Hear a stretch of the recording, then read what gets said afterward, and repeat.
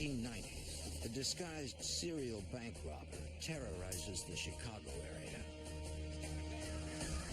Expert with weapons, aware of police procedure, and fearless, he hits hard and disappears fast. Police and the FBI realize the only way to stop him is to catch him in the act. But his desperate violence proves impossible to predict.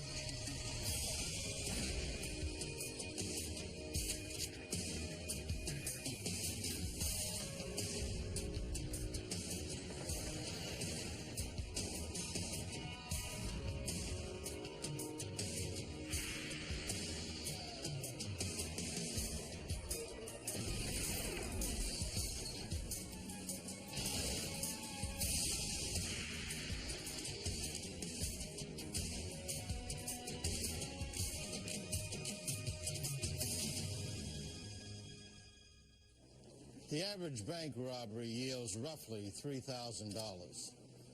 Yet some criminals risk everything for the take.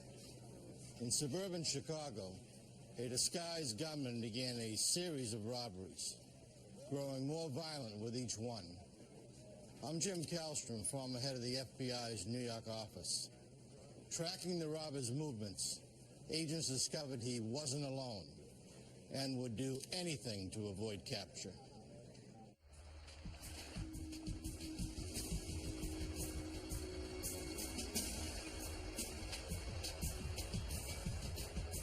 March 5th, 1990. Chicago, Illinois. At a bank on the city's south side, employees began what they thought was a normal workday.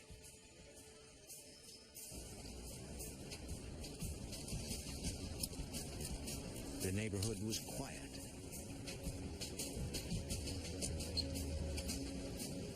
Until 10 a.m.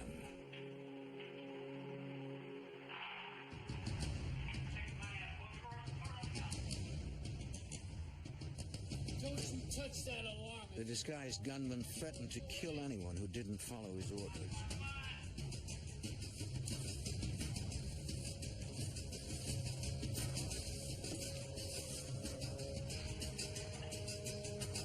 It was over in seconds.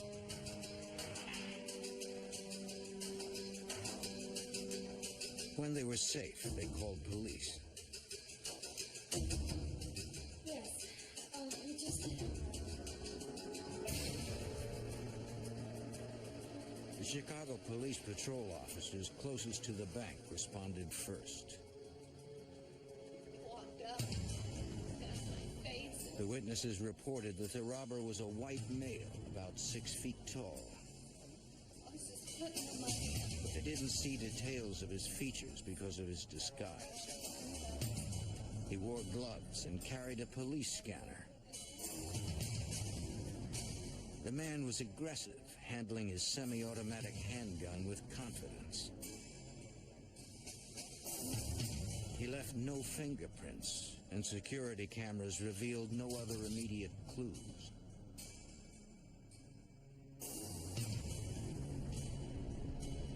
Police canvassed the area, hoping to find other witnesses.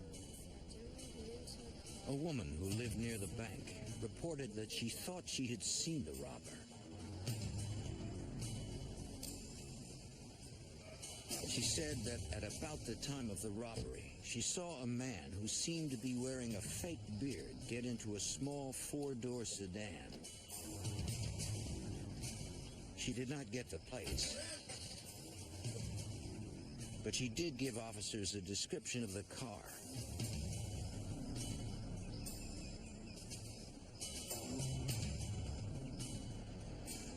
Checking every similar car in the area, they soon found one they believed was the robber's getaway vehicle. Abandoned a few blocks from the bank.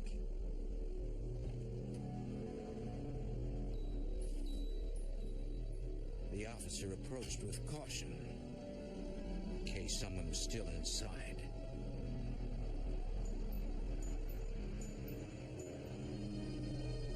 But it was empty. except for a paper towel covering the broken ignition. A records check revealed the car had been stolen from a mall parking lot 4 days earlier.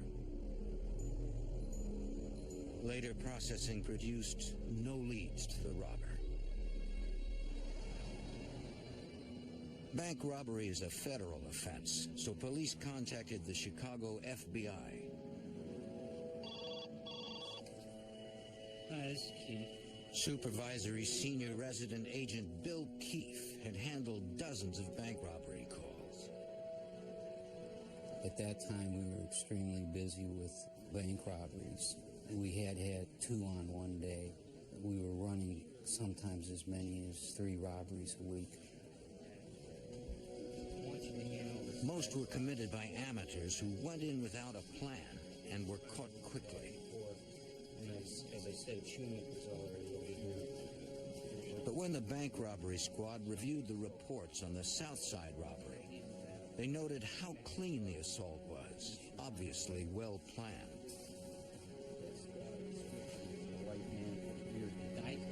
They believed it was not the bearded assailant's first robbery and would not be his last. 2 months later, the robber with the fake beard hit a bank in the suburb of Libertyville. Not satisfied with cash drawers this time, he ordered a teller to open the vault. Don't you try anything. Come on, let's go. He said his police scanner would let him know if anyone hit the silent alarm.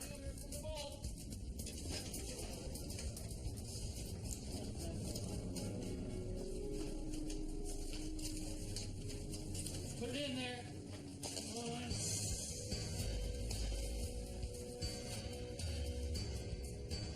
The robber escaped with thousands of dollars in cash.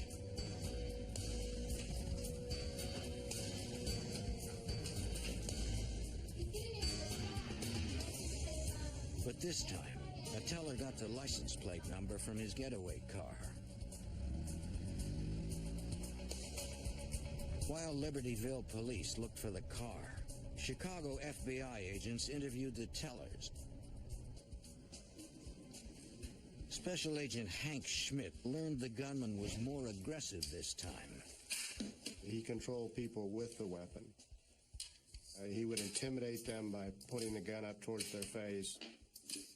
He pointed the gun directly at someone when he talked to them, which was intimidating to the tellers and the customers.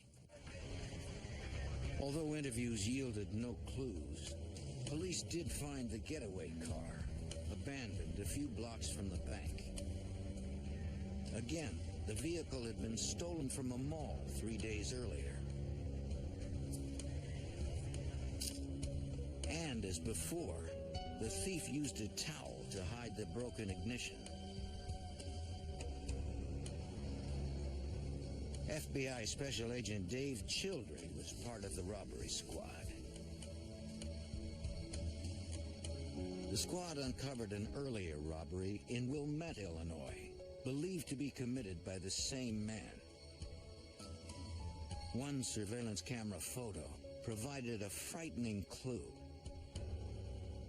There was a very good picture of the robber taken in which he was using what we call a weaver stance. This is a shooting position taught to police officers. It was taught to FBI agents. And if you have been taught to shoot like that, you recognize it. This person might have had some law enforcement training. If so, he would know how these investigations work, and he could prove very difficult to catch. The local press dubbed him the Bearded Bandit. Investigators took advantage of the coverage to ask citizens for help. They published enhanced stills from the robberies, hoping someone would recognize him despite the disguise. We put his picture on the news. He did wear a beard, a fake beard and mustache, and a ball cap. So After running those pictures, we were not getting any tips from the public. In November 1990, the elusive bandit hit a bank in Wheeling, Illinois. The teller hit the alarm before he was told not to.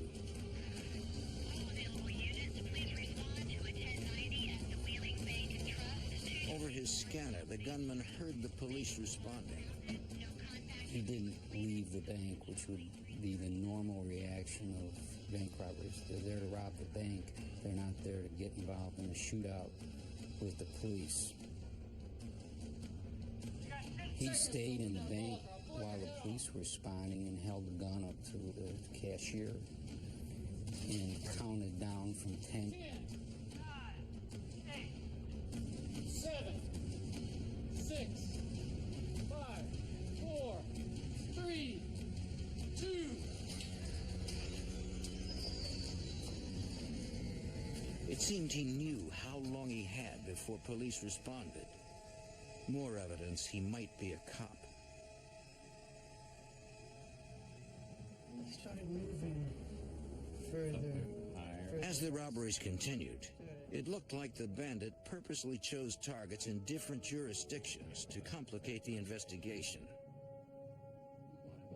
No bank was ever hit the second time.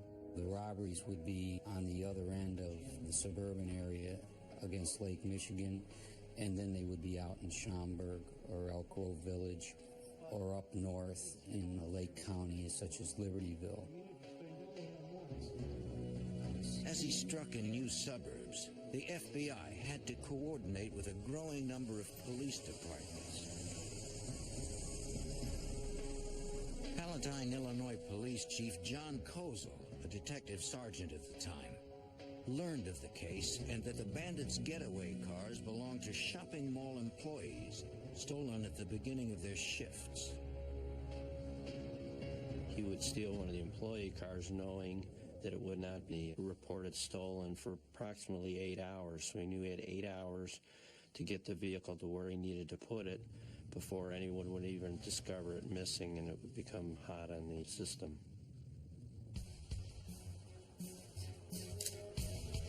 When dumping the cars, the robber did his best to interfere with the ongoing investigation,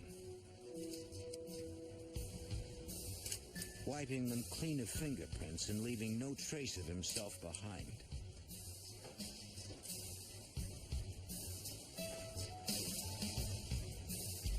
It was very apparent that he was aware of evidence-gathering techniques, of police methods.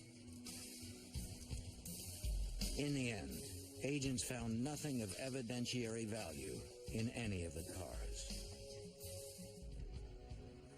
The bearded bandit committed 7 armed bank robberies in the Chicago area between January 1990 and February 1991. Then, the robberies stopped. The bandit's trail stayed cold for 9 months. On November 4th, 1991, Palatine police officer Kevin Maher was working the day shift.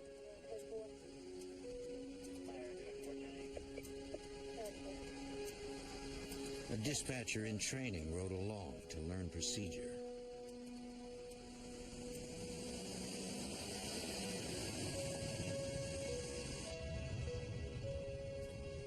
I was heading southbound on Quinton Road when I saw a vehicle heading northbound, and I looked in my side view mirror and I thought what I saw was an expired tag.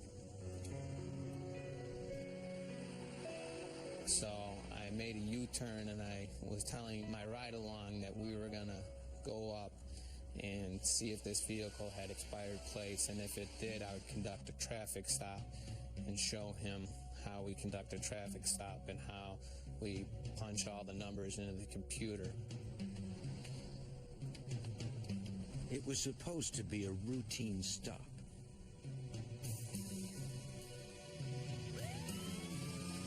The person driving the vehicle swerved over to the side of the road and jammed on the brakes.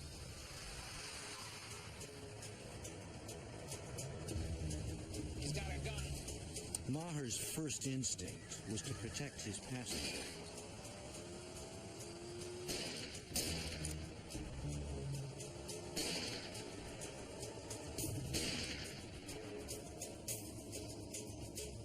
The bearded bandit was back.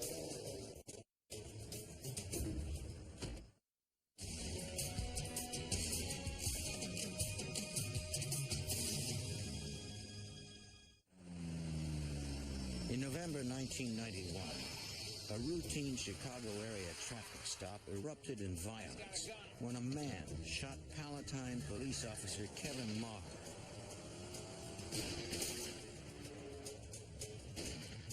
I was in a state of shock because it was broad daylight, it was 11 o'clock, and it was a quiet residential street, and it was a basic ambush.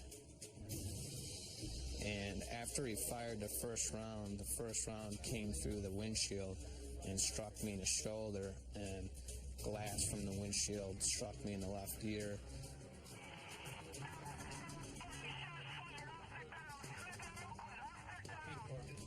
Needed for your location?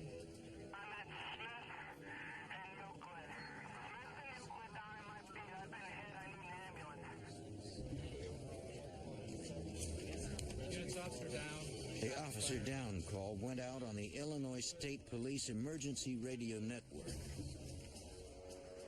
8144, shoppers en route with their K9. From more than a dozen surrounding suburbs, police and emergency personnel rushed to the scene.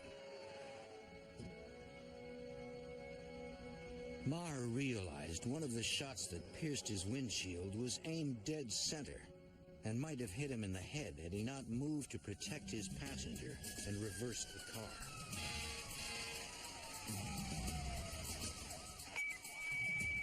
Arlington PD is inquiring if you wanted the aircraft out there, helicopter or plane. While paramedics treated Maher, officers questioned him. As a police officer, he was a perfect witness. Trained in recalling details, he gave them a description of the gunman, the car's license plates, the type of gun, and the direction in which the attacker escaped. We got a male white, 6 foot, 200 pounds, beard, hat, last seen going south from the scene. So let's spread out, start looking for the car. Which way you want to go?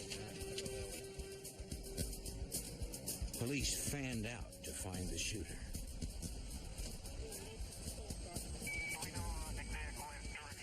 More than 100 officers joined the search.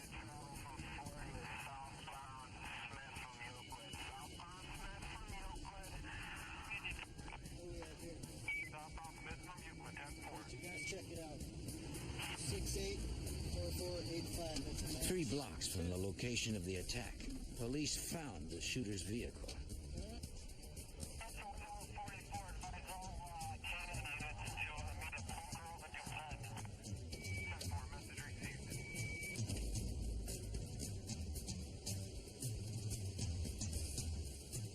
It had been reported stolen from a mall parking lot 5 days earlier. Palatine Police Chief John Kozel realized the grave danger. When someone is willing to shoot at a police officer on a routine traffic stop, we all realize that he's willing to shoot at anyone. His determination to escape is much greater than his concern for the safety of anyone. That would be a law enforcement officer or a citizen on the street. When you're willing to shoot a policeman, you're willing to shoot anyone. Kozel helped coordinate the search for the deadly gunman. We immediately set up a perimeter with the assistance of the state, county, and local officers in the area. We had canines on the scene. We had a chopper in the air. We notified the schools in the area to stay locked down. Evidence technicians began to process the car. The ignition was broken, the damage covered by a paper towel.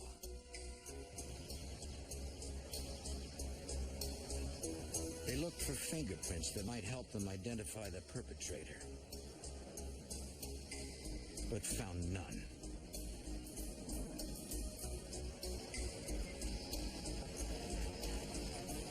Canine handlers brought in their dogs, which are trained to remember a scent from a specified place, then follow only that scent, ignoring others.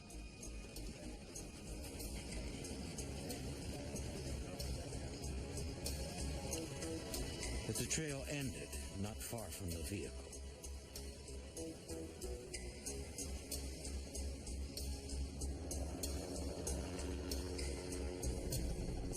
Despite the massive effort, the suspect somehow slipped away. Over E14 that we're releasing all units other than Cook County, Rolling Meadows, Arlington Heights units, and 8 units that are securing the perimeter. 10-4.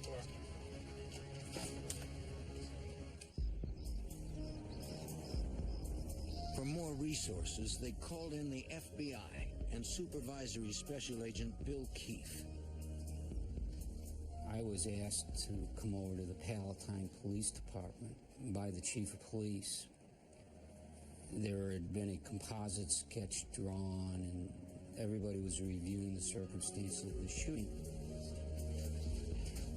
For nearly 2 years, Keefe and his squad had been working the Bearded Bandit case. I had asked if we could look at the car that was found, and when I looked at the ignition, this was our bank robber. After being treated, Officer Maher came to the station to look at surveillance photos of the Bearded Bandit. He said the bank robber did look like the man who shot him. We surmised that he was on his way to do a bank robbery. He knew once the officer ran the plate, the car would come back stolen. He also knew that with the guns he had in his vehicle, it's not something he could conceal if the officer walked up to the vehicle. Since their suspect seemed to know police procedure, they adjusted it.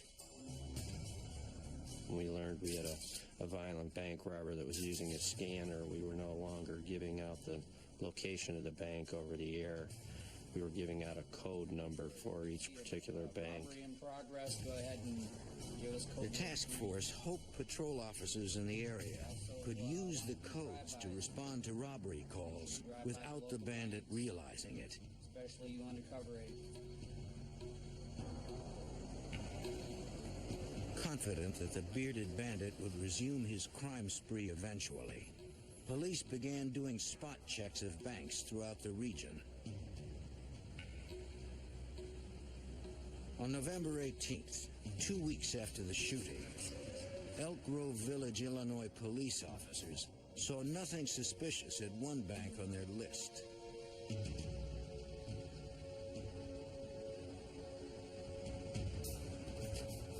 But later that morning, a woman leaving a nearby business did. 2 people in obvious disguises entering the bank.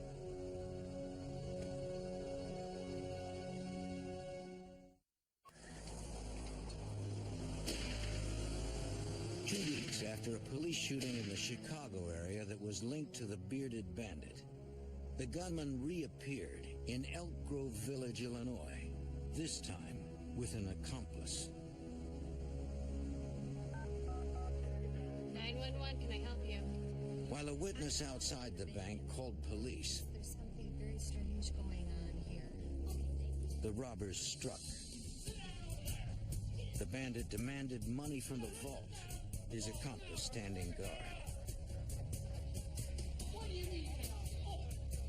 911 dispatch, aware of the Bearded Bandit, used a prearranged code to alert officers. 2130, 2132, code green. Without revealing information over the police scanner. They also alerted the FBI. Special Agent Hank Schmidt realized the new danger. The big concern is that the robber, in some cases, discharges the weapon when he's using it to gesture at the employees. So the potential for violence is always there. The numbers obviously increase if we have two people that are armed. In the bank, the manager explained they could not get into the time delay vault. Okay, ma'am, can you hold The on a dispatcher instructed the witness outside to leave in case there was gunplay. Move it! With the money from the cash drawers, the robbers fled.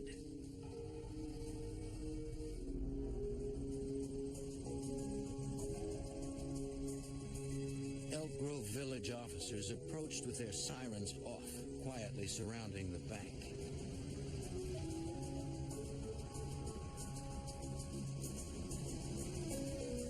If the robbers were still inside and heard police, they might take hostages. Officers were in even more danger, according to Palatine Chief John Kozel. For the first time, we had two bearded individuals rob a bank. That, of course, increased our sense of urgency even more. Now we had two armed gunmen to deal with when law enforcement arrives at these banks. 2600, can you call the bank, find out if... Through the dispatcher, police talked with bank employees. The manager said the robbers had left. The officers had to be sure. The robbers could be holding a gun on the manager, forcing her to lie. Okay, we're going to need to have somebody from the bank step out. The dispatcher asked them to send one employee outside to talk to police. That is going to be. She's about The manager gave them the description of the woman chosen to go. Female subject 25. Indian descent, 5 feet tall, thin build. 2600, have the official come out. Okay, I see her coming out. Hi, are you aware there was a bank alarm here? Yes. Is there anybody hurt inside? The employee assured them the assailants were gone and no one was injured inside. All right, guys, the bank is clear. Go on inside. The officers moved in to clear the bank for certain. One of the witnesses told us that she believed that the second person, a smaller person, was possibly a woman disguised as a man. After the Elk Grove Village robbery, police recovered 2 cars with the bandit's signature ignition covering. It was more evidence of his criminal sophistication. To cleanse himself after leaving the bank, he would drop the one off a block from the bank that he had just gotten into, that all the witnesses had seen him leave the bank in, and he would go a few blocks away and get into the other vehicle that he had left there previous, and then since cleanse himself from that first hot vehicle. All of the cars were similar, according to Special Agent Dave Childry. We were able to kind of key in the cars by the type, the make, the size, the non-visibility of them. They were just everyday cars. He was stealing them, then letting them sit for several days before using them as getaway cars. The task force asked to be notified of similar cars stolen from area shopping malls. Somewhere in the metro area, they hoped to find a getaway car after the bandit stole it, but before he used it in a robbery. Weeks later, Officer Tom Polinsky was checking an apartment building parking lot in Niles, Illinois, when he spotted a stolen car on their list.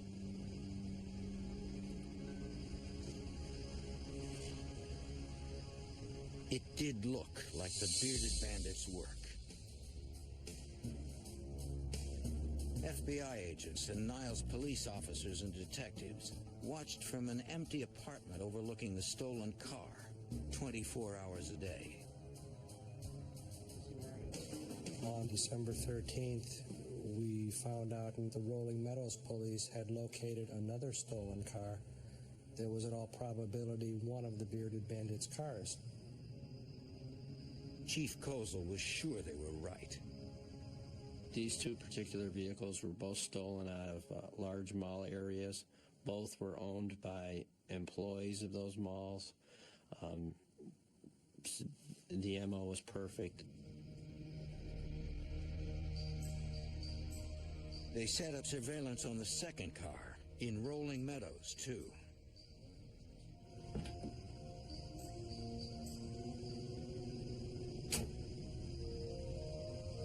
To further ensure the bandit did not slip away, the FBI wanted to install tracking devices in the vehicles.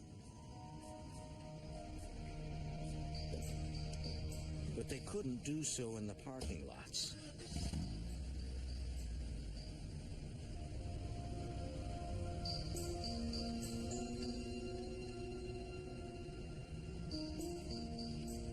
Late one night, agents removed the two cars.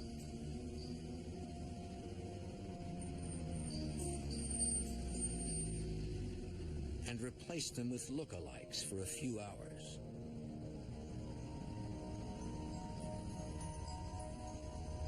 It was a risky move. The thief could return at any time and spot the agents, or the decoy cars.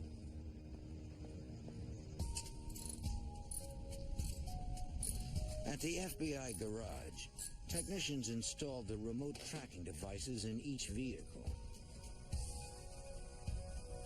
They also equipped the cars with remote kill switches that would allow agents to shut down the engines from a distance. They put the cars back and waited. Days passed. There was a nagging doubt in all of our minds that maybe we had been discovered, that perhaps he had seen one of us or a police officer going in and out of this apartment they were using to watch the car in Niles, that he had seen somebody near the car in Rolling Meadows, and that he was just going to back off these cars and never come back. We weren't sure. We just didn't know, but we were committed to watching these cars until something told us otherwise. After a week, the vigil paid off. A van pulled up, and a man approached one of the cars. This was, in my mind, a do-or-die effort. This is going to be our only shot. If we miss this, he's going to know we're onto him. They hoped they could peacefully end the bandits' crime spree. But no one had forgotten the last time the gunman was cornered.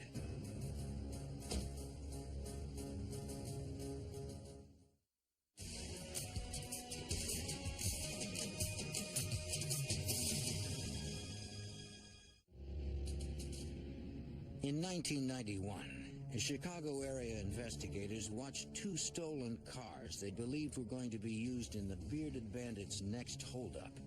A man entered one of the cars. Special Agent Hank Schmidt believed it was their suspect. He matched the general physical description of the person we were looking for as the bearded robber. We have our man, we have our man. The man had been dropped off at the vehicle by someone driving a van. Mini wagon and white van. Heading southbound down the alley. When he drove away, the van followed. Investigators could not identify either driver. They had to be careful. If the bearded bandit and his accomplice spotted a tail, they might start shooting. But FBI technicians had installed a tracking device in the car, allowing agents to follow at a distance.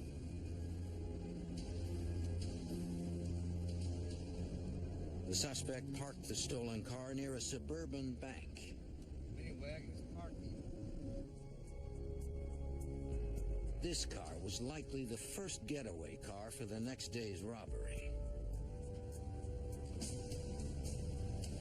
Agents believe the two suspects would next pick up the second stolen car in Rolling Meadows. Standing down.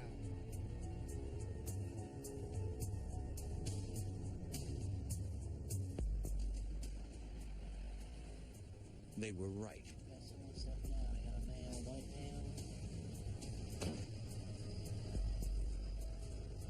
That vehicle was also equipped with a tracking device.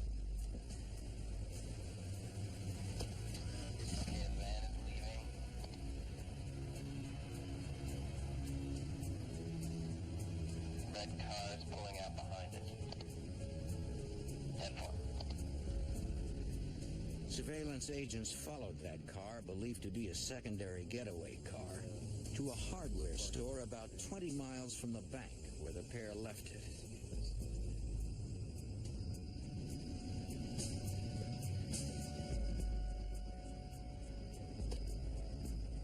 Okay, looks like he's getting back into the van.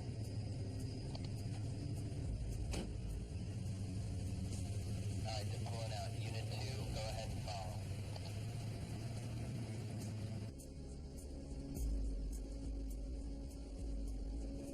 With both suspects in the van, agents no longer had the benefit of a tracking device and had to stay close.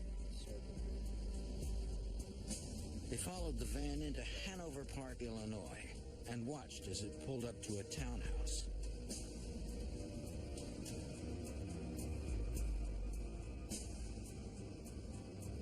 Now, Special Agent Dave Childry could identify the people inside. We had a license plate and two vague descriptions of people, a man and a woman. Normal record checks on that license plate would tell us that that van belonged to Jeffrey and Jill Erickson. The FBI and police worked through the night to learn more. We had done a lot of research, calling police departments, trying to see who these people were. We were looking for a previous arrest record, which we didn't find. During this process, we had received some information that Jeffrey Erickson had been a police officer. In 1986, Jeffrey Erickson worked as a patrol officer in a Chicago suburb. He distinguished himself as a skilled marksman, but he was uninterested in the everyday requirements of the job: traffic stops, paperwork. He was about to be fired when he resigned.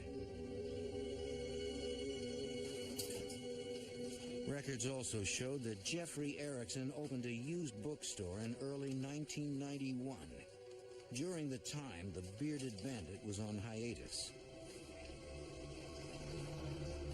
It appeared he and his wife Jill, a university chemistry student, led a double life, using bank robbery money to build a middle-class existence. He might not have seemed threatening on the surface, but Special Agent Schmidt knew he was. Because he's a trained individual, he knows how we're going to react. He can plan ahead for that, and if he's trained with a weapon, he's going to be more professional in the way he handles that weapon, and he's going to be a bigger threat to us. While surveillance units watched the suspect's home, a SWAT team set up near the car in the hardware store parking lot.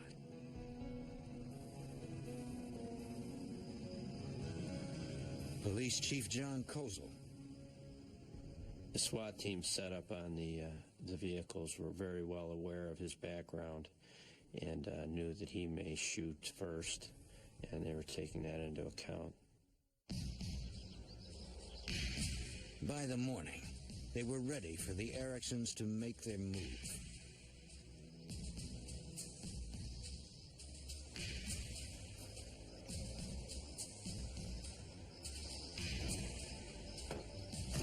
About mid-morning, the surveillance units advised us that the van was in fact moving from the residence with at least 2 people. They were heading in the direction of where we were watching the stolen car.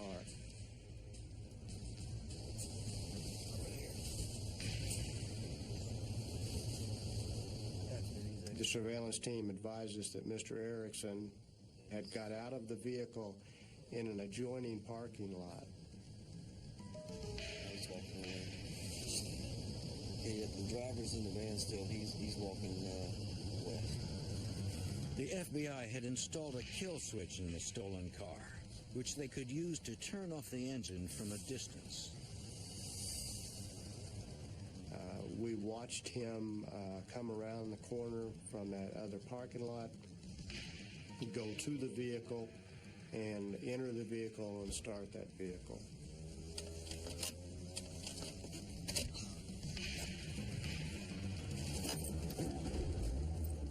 Spill it.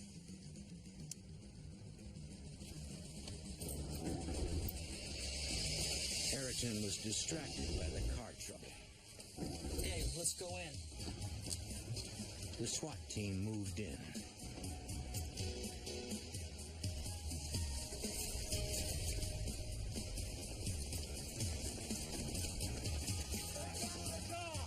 Out of the car! Put your hands where I can say, get back out of that bag! Out of the car, put your hands where I can see I know that the pressure of to shoot or not shoot is a split-second decision. Get your hands up! Back in there, get out of the car! And most law enforcement officers don't want to have to shoot an individual if they don't have to. No one wants to take a life that way. We felt like we controlled him. Out of the car! Slowly! After twice reaching for his bag, Erickson finally followed orders. If he'd come out of the bag with a gun, it would have been an entirely different situation.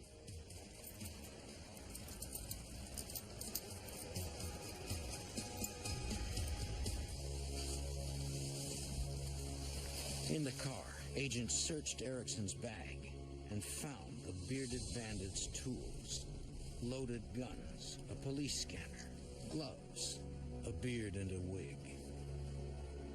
His bank robbery kit in that bag was very helpful to the case. Without that information or that evidence, we just arrested a car thief. Having Jeffrey Erickson safely in custody was only half the job.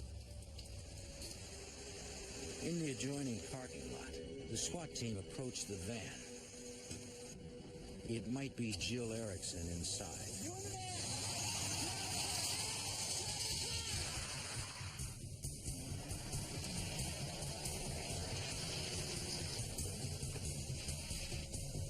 Agents scrambled to follow.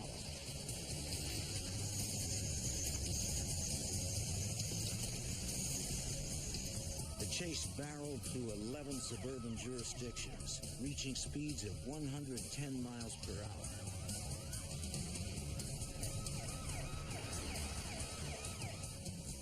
A roadblock didn't work.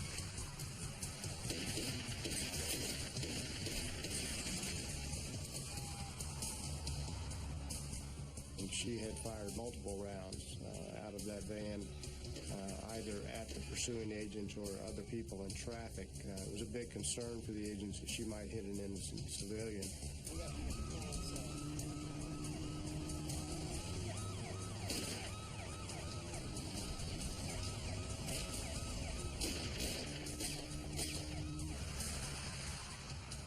Agents shot out the rear tires of the van.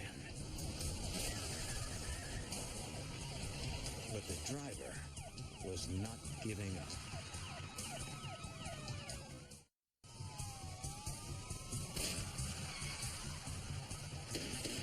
In 1991, the suspected bank robber led police and FBI agents on a dangerous chase through the Chicago suburbs. The fleeing van turned into an area that investigators knew had no outlet.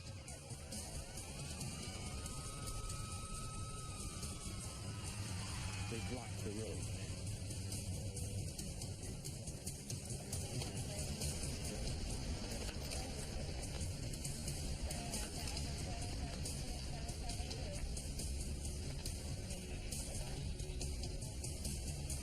As the van charged them, they had to fire.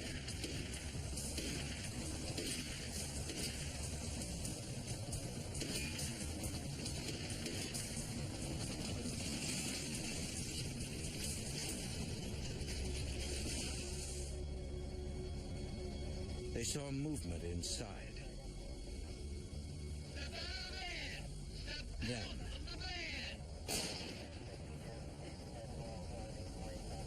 an FBI agent cautiously approached.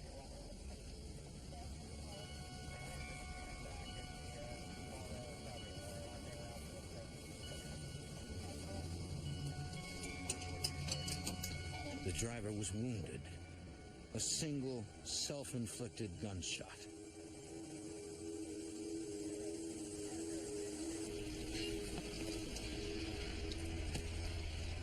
It was Jill Erickson. Later that night, in the hospital, she died. Special Agent Hank Schmidt. We believed it may have been a pact that they had both come up with, that they would not be arrested. She that day carried out her part of the pact, and that day he decided, for whatever reason, he didn't. The FBI obtained a federal search warrant for the Ericksons' home.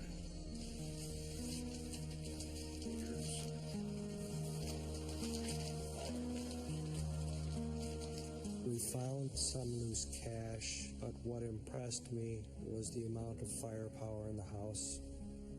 An arrest at that home would have evolved into a shootout. In that home, there was a weapon everywhere that you would find a picture or a statue or a knick-knack in any other home. Among the weapons found was the .223 caliber semi-automatic assault rifle used in the attack on Officer Kevin Maher. Another discovery in the house spoke to the couple's mindset.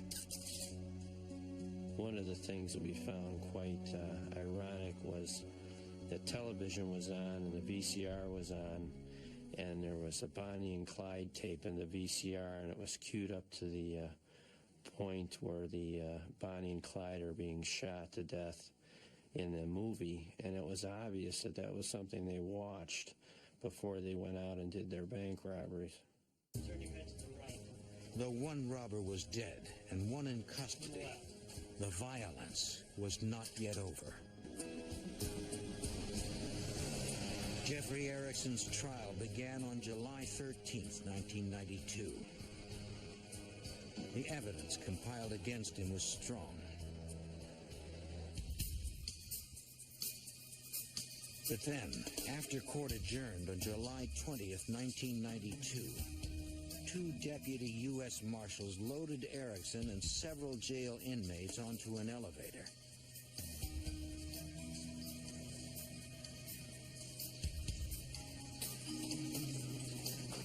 Erickson was still dressed for court. The prisoners were headed for a van that would take them to the Metropolitan Correctional Center. By the time the elevator reached the parking garage, Erickson had somehow escaped his cuffs. Erickson shot U.S. Marshal Bill Frakes in the back and head, killing him. Ambushed, Frakes had not had time to draw his weapon. As the gunman ran for the street, court security officer and former Chicago police detective Harry Belwomany confronted him. Erickson shot the police veteran in the chest. But before Belwomany died, he got off 4 rounds, fatally wounding Erickson. gunman was 40 feet from the crowded streets when he died. The thing is, all these resources were brought to bear on an individual. He was captured and was being tried in court. You think the case is over, but unfortunately the only person that could stop this individual turned out to be a very brave, courageous policeman named Harry Bellamy, who while dying shot and killed Jeff Erickson. A newlywed, Bill Frakes was a promising young lawman just 9 months into his career. Harry Bellamy was a 31-year veteran.